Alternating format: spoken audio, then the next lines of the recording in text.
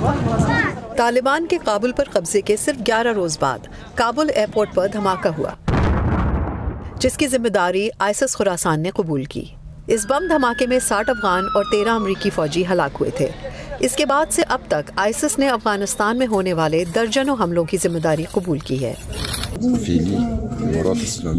लोग इस्लामी हुकूमत से मायूस थे। उन्हें तवक्को थी कि शायद तालिबान हुकूमत के आने से अमन कायम हो जाएगा। अब हालात वैसे नहीं होने चाहिए जैसे माजी की हुकूमत में थे। लोग हर रोज मौत के मुंह में जा रहे हैं। सुबह लोग अपने घरों से रोटी कमाने निकलते हैं और उन्हें ये यकीन नहीं होता कि शाम को वो बहफाजत घर वापस लौटेंगे या नहीं।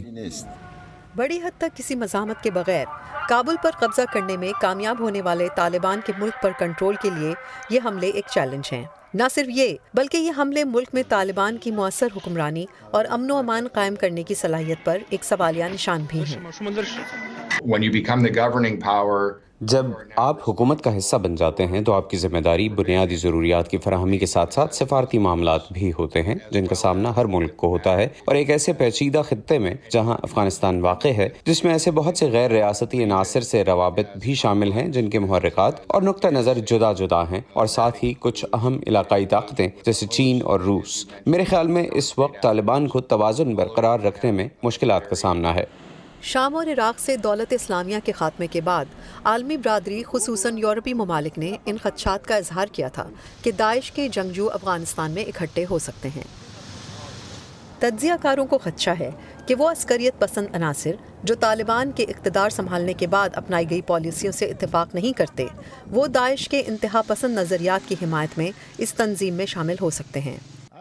ओबामा दौर में अमरीकी वजारत दिफा में अफगानिस्तान के कंट्री डायरेक्टर के तौर पर खिदमात सर अंजाम देने वाले जेसन कैम्बल के मुताबिक अमरीका की तशवीश के बावजूद इसका खित्ते में दाइश को रोकने की कार्रवाइयों में शामिल होने का फौरी इम्कान नहीं।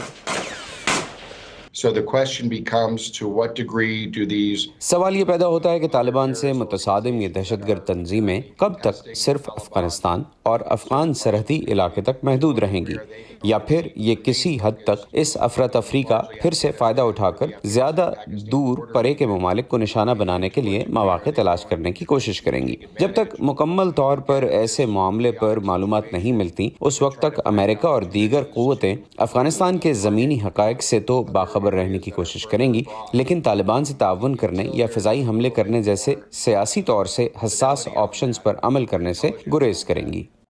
अगरचे एक प्रेस कॉन्फ्रेंस में अमरीकी chairman of the joint chiefs of staff general mark मिली कह चुके हैं कि अमरीका दाइश के मामले पर अफगान तालिबान के साथ काम करने के लिए तैयार है। ताहम साबका 4 स्टार अमरीकी जनरल वेस्ली क्लार्क को ऐसा मुमकिन नजर नहीं आता।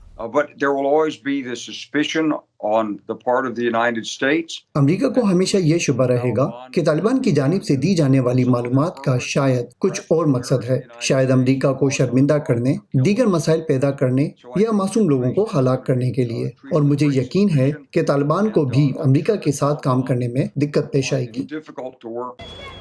तालिबान पहले भी कह चुके हैं कि उनके पास दाइश से निपटने की सलाहियत मौजूद है और इसे अमरीका की मदद की ज़रूरत नहीं, लेकिन इन ताज़ा हमलों के बाद भी क्या वो इसी मौक़िफ़ पर कायम हैं? इस सवाल के जवाब में तालिबान के तर्जुमान सुहेल शाहीन ने काबुल से VOA उर्दू को व्हाट्सएप पर टेक्स्ट के ज़रिए अपने मौक़िफ़ से आगाह करते हुए कहा कि अगर अफ़गानिस्तान के मुंजमद असासों पर से पाबंदी हटा दी जाती है तो अफ़गानिस्तान के लिए दाइश से मुकाबला करना कोई बहुत बड़ा मसला नहीं। दूसरी तरफ तालिबान के वज़ीर ख़ारजा ने इस हफ्ते अमरीकी कांग्रेस को एक खुले ख़त में ख़बरदार किया है कि तालिबान को अफ़गानिस्तान के 9 अरब डॉलर्स के मुंजमद असासों तक रसाई ना दिए जाने और दूसरी माशी पाबंदियां ना हटाए जाने की सूरत में दुनिया को पनाह गुज़ीनों के एक बड़े सैलाब के लिए तैयार रहना चाहिए।